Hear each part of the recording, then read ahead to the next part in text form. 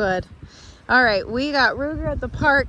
Been working a lot on his obedience out in public. There's a dog right there barking at us as we started this video. It's like, I'm being so good, I'm leaving it. Ruger, come. Yeah, that's a good boy.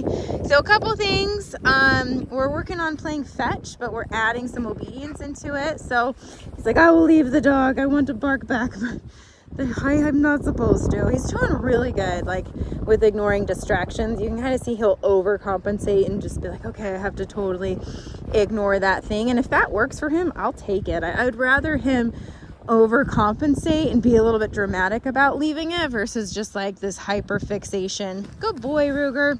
Okay. So working on fetch, adding in more and more distractions. You know, he loves this game. He loves the ball, and it's nice because he loves it so much that if I need to correct him for something, he will still be willing to play fetch. Like sometimes dogs don't have enough ball drive to like come off of a correction in a way where they're like, okay, I still want to play. I still want to do this thing because I kind of get butthurt or pouty or something. That's not him. He's able to be corrected and he's like, okay, I'll do this thing that you want me to do. So some of the rules that I have with him is really just stay focused on me. If you lose interest in the ball goes away. And I did that the first couple of days, and then he was like, all right, if I don't play fetch, like I don't get to play, and I actually get put away. So I'm not correcting him. I'm not like stimming him to get the ball or anything like that. I just make the game not like scarce. Like, all right, you don't want to play fetch. We're not going to do it all the time. And I also only take this specific ball out when we go play fetch. So the value of it's really high. It's funny, like the value of this green ball, it's just like one of those chuck it bouncy balls. He loves this more than the other ones, and it doesn't quite fit in the chuck it, but if I jam it in there, it does okay. Yes. Good boy. So if he gets distracted, I can do a couple of things. I can ask him to leave it, like leave it, good boy. If he's like distracted by a smell, I can say leave it, and then the game begins again. The ball becomes exciting and we move on. Or I can do, it doesn't fit in the truck, I can't get it out. Yeah, there you go. Good job, buddy. Or I can do a recall. So if he's like, you know, just like, no, there's a dog over there, I'd rather ditch this game and go investigate, I can go to a recall. I noticed that when he's, you know, he's off the leash, he's dragging a long line, but if, you know, he's kind of off leash, right? Like I'm not holding it or anything. Go get it. So he works significantly higher and his excitement is higher. Out. Good boy. But he's doing really good with this. Yes. And I don't throw it super far.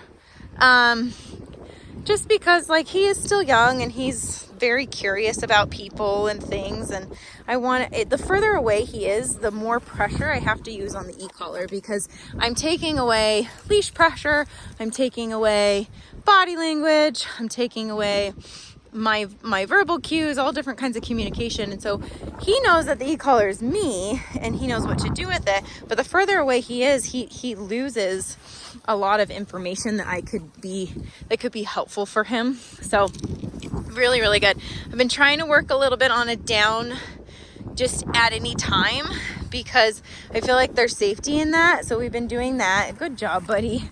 Here's it. Out. Good boy.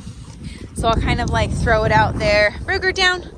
He knows. We practiced this a couple times because I feel like there's safety in that too. Like if I was messing up with the ball and it went into the water or something, or there was a dog coming, I can just say Ruger down and I want him to hit the deck. And sometimes he'll run to me because he's like confused and feeling the e-collar, and that's okay. Other times he'll just hit the deck where he is, and that's kind of what I prefer. Yes. Okay. So I can do it, you know, with different stuff. I've also been adding like a heel to this. Ruger, down. Boy. And honestly, like when he gets overstimulated, there's Ruger, down. There's safety in the obedience for his brain. He's almost like, okay, I can't function with all this going on, but if I can trust the obedience, then I can trust you, and then I can focus on you better. Ruger, heel. So I can have him heel a little bit. He's like, are we going to DOWN? He's anticipating it. I know. It's so much harder when you're so excited and looking for the ball. But that's good. It's good for him. Yes. Go boy. So focus on one task, but also allow him to have an outlet because he has a lot of energy. When he's playing with other dogs, it's kind of the same thing, like in a different way. Like, he doesn't need to focus on me the whole time, but there's going to be boundaries within the game. So it's not just a free-for-all. It's not like we're going to go to structure then immediate chaos. You can have structure within the chaos. And that's what I see where he struggles, is he's kind of an all or nothing type of dog. And so even sometimes I've had days with him where he's playing with other dogs and he gets corrected for like jumping on them or throwing his whole body into them, and then he's like, okay, fine, I'm just gonna to lay down and not do anything. That's okay. Like, I want him to have more experiences where he can have an off switch, he can be excited, but then he can also get corrected and you know, move on from it. Yes. Go boy. So let's see, Ruger down. Almost.